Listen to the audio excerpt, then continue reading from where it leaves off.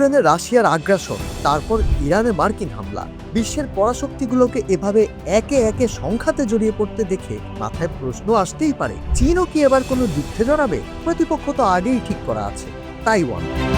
আর Taiwan মানেই যুক্তরাষ্ট্র, কিন্তু কিভাবে?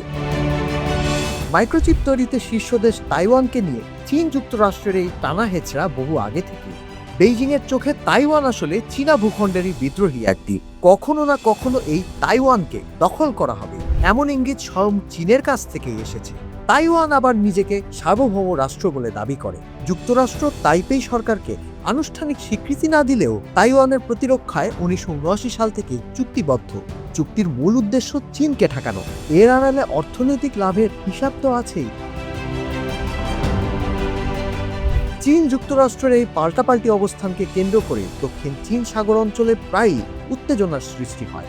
চীন যদি কঠোর বার্তা দেয়, তাইওয়ান উপকূলে মহড়া দিয়ে আসে মার্কিন যুদ্ধজাহাজ, এ উত্তেজনা যদি কোনোদিন মাত্রা ছাড়ায়, তখন দক্ষিণ চীন সাগর অঞ্চল কিভাবে সামাল দেওয়া হবে সে প্রস্তুতিও নিয়ে রেখেছে চীন। 2019 সাল থেকে স্যাটেলাইটে তোলা ছবিতে চীনের জিনজিয়াং প্রদেশের মরুভূমিতে দেখা যায় অদ্ভুত কিছু আকৃতি।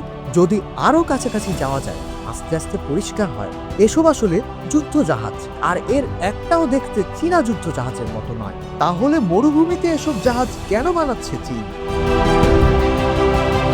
উত্তরটা সহজ, এদের কাজ যুদ্ধ করা নয়, এমনকি এগুলো আসল যুদ্ধজাহাজও নয়, বরং শক্তিশালী কিছু মার্কিন যুদ্ধজাহাজের আদলে বানানো মডেল। এদের আশেপাশে ট্র্যাক ও চাকার দাগ দেখতে পাওয়া যায়। এর মানে এসব মক জাহাজকে বিভিন্ন গতিতে চালিয়ে এর উপর মিসাইল ছুড়ে ভবিষ্যতে মার্কিন যুদ্ধজাহাজে আঘাত হানতে টার্গেট প্র্যাকটিস করে যাচ্ছে চীন।